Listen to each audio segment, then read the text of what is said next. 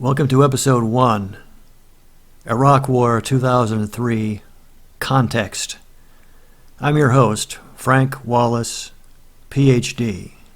The Iraq expedition of 2003 has already had several interpretations. According to Wesley Clarke, the Pax Americana, envisioned by Bush II's administration neocons, was not only unsustainable, it was an anachronism. Bush II attempted to fight terrorism with an obsolete Cold War policy of state versus state conflict resolution. Perhaps as the U.S. had fought Germany in World War II, but terrorism was a tactic, not an ideology. Benjamin Barber suggested that preventive war was just another term for invasion and was an outgrowth of the Cold War. It created an image of America as an aggressive force, fostering hostility abroad. The international community could never accept the doctrine of preventive war, and American attempts to justify it seemed hypocritical rationalizing to cover base economic motives of expansion and domination. For Stanley Hoffman, the Iraq War was a change in strategic direction, a resort to military exceptionalism and unilateralism. Bush II was a liar, vindictive, and devious. His goal was a friendly Iraq, friendly to America, not necessarily democratic.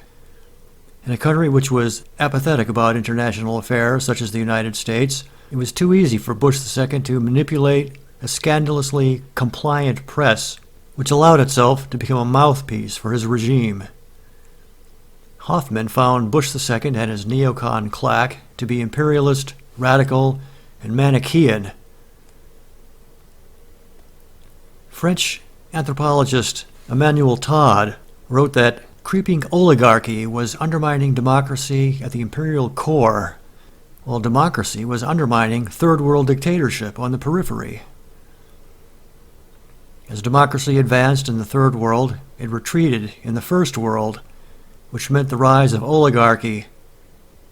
The result of spreading democracy tended to be canceled by oligarchy. As a consequence of this trend, the United States government pretended to be the indispensable power by attacking weaker states. But the real war was not Bush II's global war on terrorism, it was economic war, because U.S. dependence on foreign investment was greater than ever. Fear of becoming useless was the opposite of traditional American policy. America had become a predator, siphoning off the world's resources. The paradox of American power was that it was on the wane as that of Asia increased. The short-term fix was for the Pentagon to push micro-militarism, which meant to show force against weak Arab states. This policy failed to address real problems.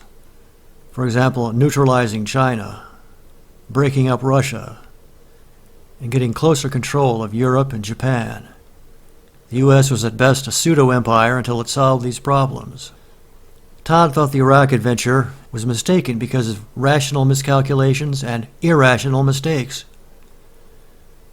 For rationalism, there was increasing U.S. dependence on imports and not just oil. A world that no longer needed U.S. tutelage, an oligarchy that invented fake threats to sustain an illusion of U.S. indispensability in world affairs, and theatrical micro-militarism. On the other hand, there was irrationality, a realization that capitalism produced alienation and the corresponding frantic will to stamp out heresies. Secondly, Bush and his neocon allies displayed psychological projection. So when they spoke of rogue states, they were speaking of themselves, the American monster that would not accept an ordinary place among nations. Third, Bush lied to the world and used 9/11 as an opportunity for aggression. Last, war was an escape from economic realities.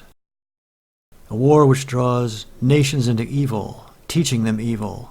It was liberal bourgeois economy that fueled the madness of World War I, so there's no contradiction between rationality and madness, because too much rationalism leads to madness, and too much rationality is madness. Did the Iraq War in 2003 represent change or continuity? in U.S. foreign policy. Supporters of Bush II and critics of Bush II agree that the war policy represented a change. The former see it as a bold move to confront a new type of threat, which is terrorism, while the latter see it as a descent into provocative unilateralism. On the discontinuity thesis, G.J. Ikenberry suggested that the Bush strategy after 9/11 was to overthrow not Saddam Hussein, but the post-1945 paradigm of containment supported by U.S. troops. Intended mainly for U.S. allies, Japan, and Europe, this paradigm was the work of U.S. business interest and the government for the international order. Dangerous elements in the Bush II Imperial strategy included, first, maintaining the U.S. as unipolar hegemon. Second, preparation for unknown evil. Third, rejection of deterrence and the embrace of preventive war. Fourth, dismissal of sovereignty. 5. Suspension of multilateral norms. 6. Rejection of alliances. And lastly, belief that the world will accept U.S. unilateralism because it has no choice. Among historians, Melvin Leffler argued for continuity of policy. He thought Teddy Roosevelt had launched preemptive war with operations in Latin America. FDR had done the same with war against Nazi Germany and imperialist Japan. Eisenhower himself reserved the right to attack China. What had really changed under Bush II was the extent to which ideals had trumped interests.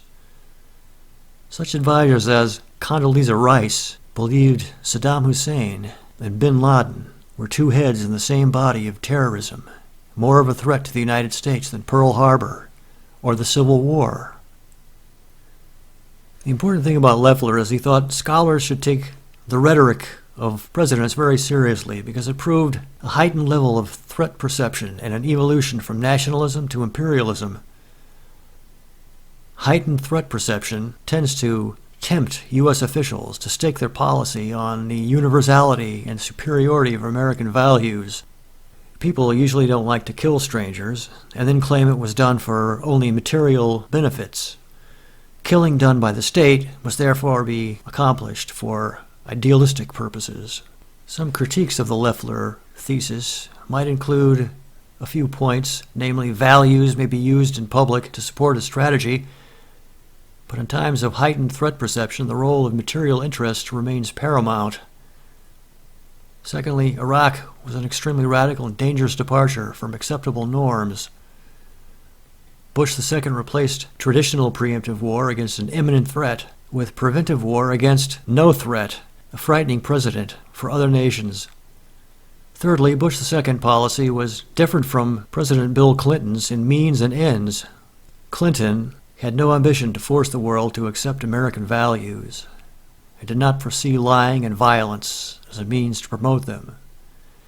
Fourth, as an empire, ideology had trumped the national interest because there were no limits on U.S. power. Fifth, the United States government was wired for massive wars. Dick Cheney and Donald Rumsfeld had long dreamed of using the U.S. military to push American oil interests globally. The lucky event of 9/11 rendered normally weak members of Congress even more pliant than usual, reduced the establishment media into servility, and made a terrified American public an easy mark for propaganda based on lies about weapons of mass destruction, or WMD. My own view is that the Iraq War of 2003 took place in light of empire, with U.S. government continuity of policy based on material interests, beliefs based upon those interests. Other scholars have shown that empire consists of core and periphery, and depends on a relationship of domination and submission between metropolitan elites and peripheral collaborators. The imperial relationship is based on control of resources, and ideology supports these interests. The premise for the following episodes is that the Iraq War of 2003 is best understood as instability on the periphery, resolved through application of military power, sanctioned by corporatist American policy. The cause was material, in other words, control of oil fields in the Middle East, couched in terms of national security, embellished with American exceptionalism, which resulted in predictable consequences for people living in Iraq, whose people were coerced into establishing collaboration with the United States government. Empires are violent, and those who resist collaboration will be punished. This is your Empire historian, Frank H. Wallis, Ph.D. Thank you for listening and thinking.